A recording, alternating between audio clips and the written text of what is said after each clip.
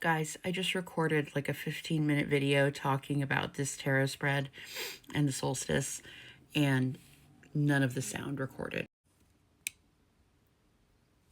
So you're basically going to get a TLDR version because I don't think I have it in me to redo the entire reading. Also, by the way, today is the last day for the 2 for $20 sale. So if you want to get a couple of tarot readings, buy one, get one. Link is in the bio, or it's breebirch.com. Happy solstice! Like, where do I even begin? It's a good reading. It's very positive.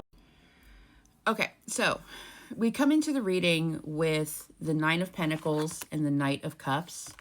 We have the Chariot, the Fool, and the Hierophant here. Okay, so that is Cancer energy, Aquarius, Taurus. We've also got Gemini and Scorpio and Libra here.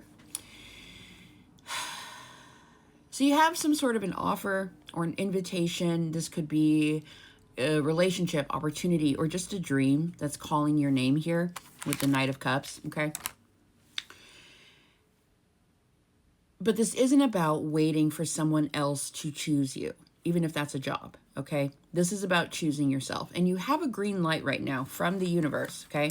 We have the Chariot, the Fool, and the Hierophant.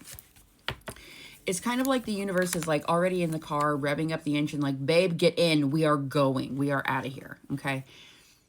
Now, what's interesting to me is we have the Hierophant to end the spread. Also, we got 5 cards instead of 3. So 5, 5, 5, 5. 5 is a significator of change. And 3 out of our 5 cards here are major arcana. So your life is about to change. I would say within 5 days, 5 weeks, 5 months. And this next chapter that's beginning for you, it is going to include commitment of some kind, and that can vary. It could be commitment to a new spiritual path. It could be marriage. You could also be becoming a mentor to somebody, or finding a spiritual mentor or a coach, that sort of thing. Okay, but it's building a really strong foundation for your future. Now, in the overall energy, we have the Lovers and Judgment. This is a choice point. This is not a tiny choice, okay? This is a life-changing choice, and it may feel small in the moment, but it is completely going to alter the rest of your life. The reason I say that is Judgment is the card of awakening, and the Lovers is the card of alignment.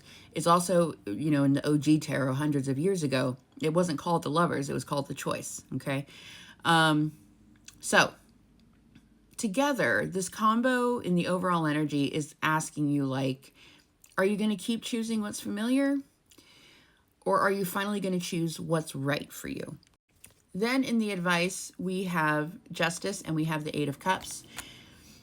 The solstice today, it's not asking you to manifest harder or to have bigger rituals, more intense rituals, find other ways to manifest. It's not asking you to do any of that, okay?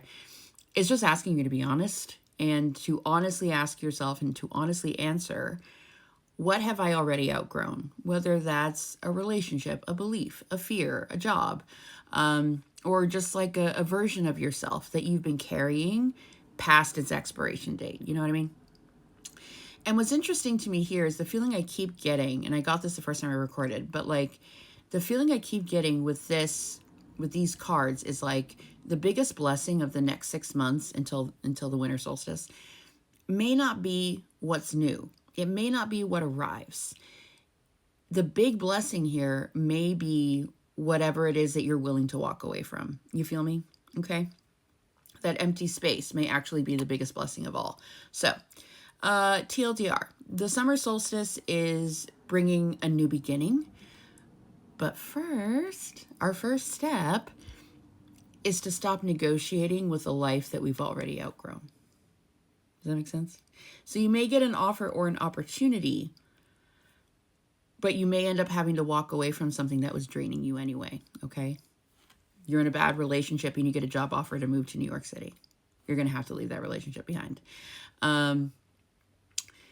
Maybe it's, you know, you've been kind of like on your own, independent, you know, doing your thing, making your money, loving life, that sort of thing. But you have always really wanted a child, and you get pregnant. Now you're going to have to leave that, a little bit of that independent life at the door. Not all of it, of course, but a little bit of it. You know what I mean?